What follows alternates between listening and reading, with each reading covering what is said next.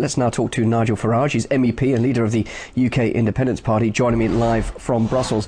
I've just seen that they've decided that the Greek second bailout should be delayed another week. More indecision from Brussels, or is that common sense prevailing?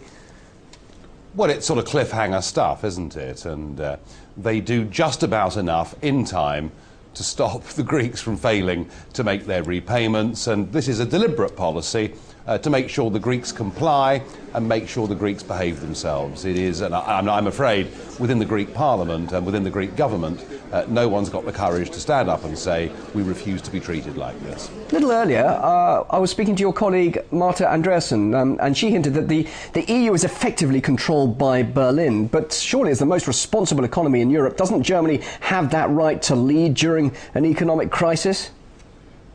Well, that depends. I mean, if we were dealing with European economies that were very similar in structure and size, it may well be that a bit of, from a purely economic point of view, that a dose of German rules would be a very good thing.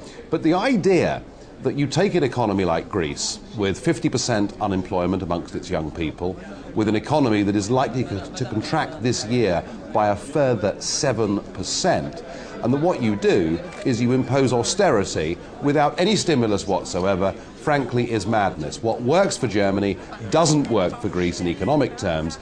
And in political terms, just put yourself in the position of Greek people. The situation is desperate and getting worse by the day, and they see their own elected prime minister removed, replaced by a puppet who is doing the bidding of Brussels, and people are saying, well, if we can't vote to change our lives, we will have to take to the streets to try and change our lives. And I think perhaps, serious though the economics are, I suspect that it's the social side of this that may in the end bring the euro down. And you're referring not obviously just to what's happening in Athens, but of course Europe-wide at the moment. Are you talking about, in effect, a revolution taking place? I think that revolution is a very strong word.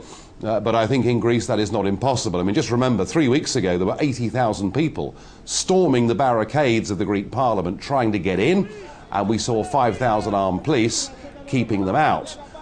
We're seeing evidence of this in Spain, in Portugal. I mean, come on, we saw an Arab Spring last year. There's absolutely no reason why similar things cannot happen in southern Europe. It is difficult enough to stomach tough austerity measures, tough government, if it's your own elected government, but to be dictated to by Angela Merkel, Herman Van Rompuy and Mr Barroso is, for millions of people, just totally unacceptable. You say growth is needed and clearly austerity measures don't enhance growth, but how do you stimulate a broken economy? What is the option? I'll tell you what the option is.